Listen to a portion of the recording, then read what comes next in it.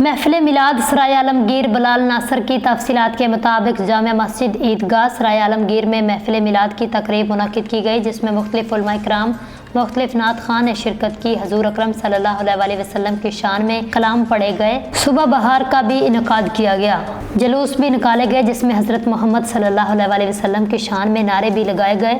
دور دور سے لوگوں نے اس محفل میں شرکت کی۔ اہل محلہ نے اس محفل میں بھرپور شرکت کی۔ اس محفل میں اور سب کے تعاون سے لنگر کا بھی وسیع انتظام کیا گیا۔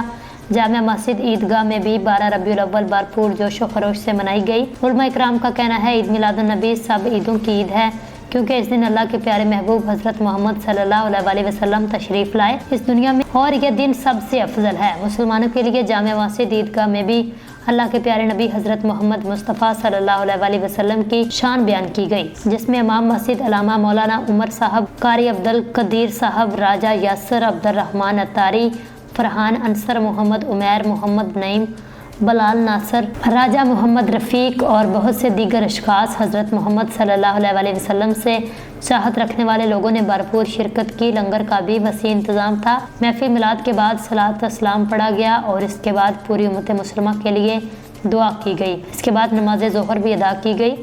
دعا گو اہل محلہ عیدگاہ سرائے عالمگیر۔